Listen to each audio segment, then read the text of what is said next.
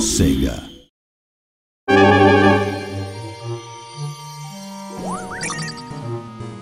Castle of Illusion, one of the best-selling Genesis games of all time. It's the perfect game for us to develop with Disney. It's such a classic. People love Castle of Illusion. They've got such fond memories of it.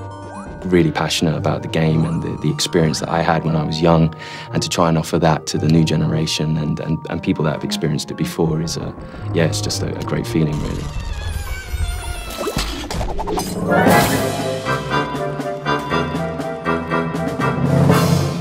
There is definitely something about Disney which I don't think any other brand has quite captured. It's Disney. It's a descriptive word in itself. Disney's renowned for its characters, for its visuals, for its animation, for its music. Everything that Disney touches has an air of magic to it, and they try to, as a company, try and encompass that in all their products. It doesn't matter if you're a core gamer, family gamer, whatever the gamer, you need to capture that sense of enjoyment, passion.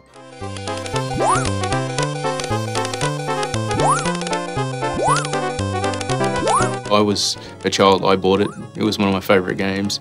I played it to death. I grew up with my Mega Drive. I've played all the classic Disney games, and Castle of Illusion stands up as one of my all-time favourites. 20 years later, to be given the opportunity to work on that IP, to reimagine it and bring it forward with today's technology was just, you know, an amazing opportunity.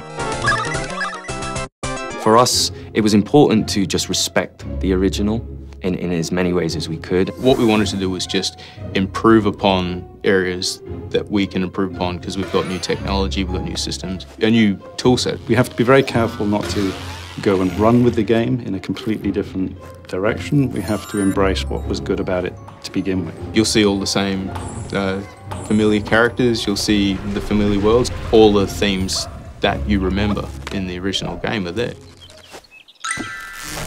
And we've kept to the original in such a way that Disney can recognize it immediately. They recognize the tree stump and they smile. They go, that's exactly what we're looking for.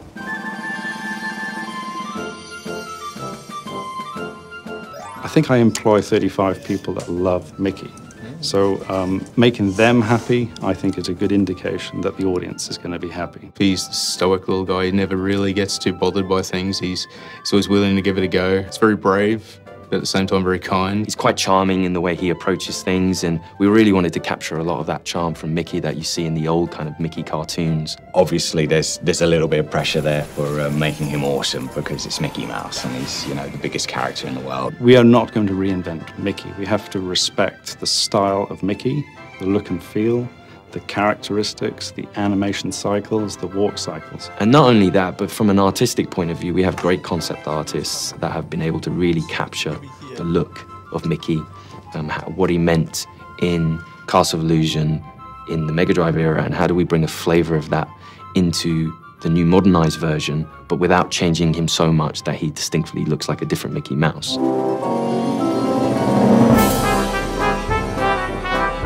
The world itself is it's enchanting, it's rich and full. I think one thing that I always sort of think about Disney is that at a word or a spell, something's going to come to life.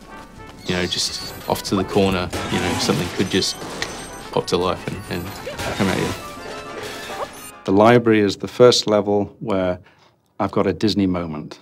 I'm jumping on the books. There's a puff of smoke, the dust. The books fall beneath my feet. And there's an enemy, and there's an A. It's a letter A, and it's attacking me. I don't know many games where a letter can actually scare a grown man. You just never know what's going to happen around the next corner. I think that's something that really keeps you engaged as a player.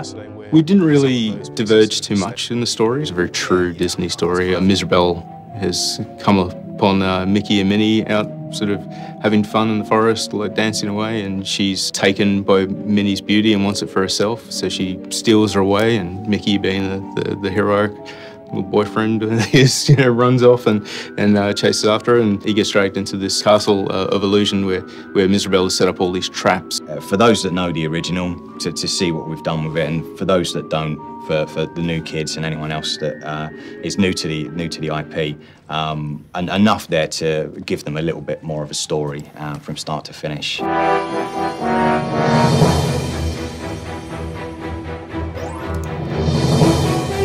like that.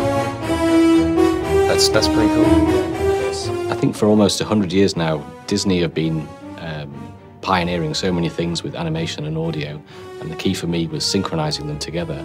Audio and music is a massive part of Disney itself, and that's something we take very seriously.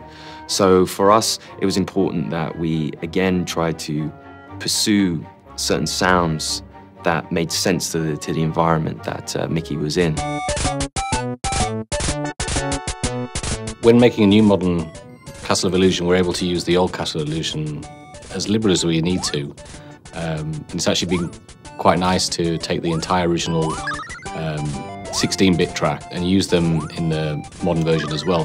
But sometimes by retaining that low fidelity, that's part of its charm and its style. So I do think it's important to retain that. Although we have cleaned it up a little bit, it still retains that original character. Hey, I need that to save Minnie! Come back! We have had the opportunity to allow Mickey to speak.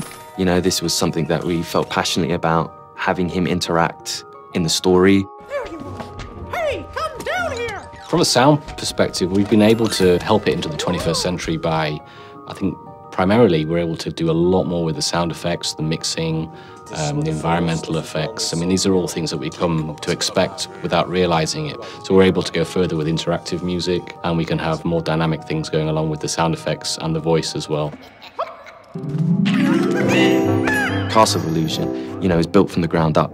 You know, from every point, from animations to music to environment to gameplay, everything is built from the ground up, and that's a really nice, exciting way of taking something that everyone holds dear to them and kind of improving that for the new generation. I think they'll love it. I mean, we love it.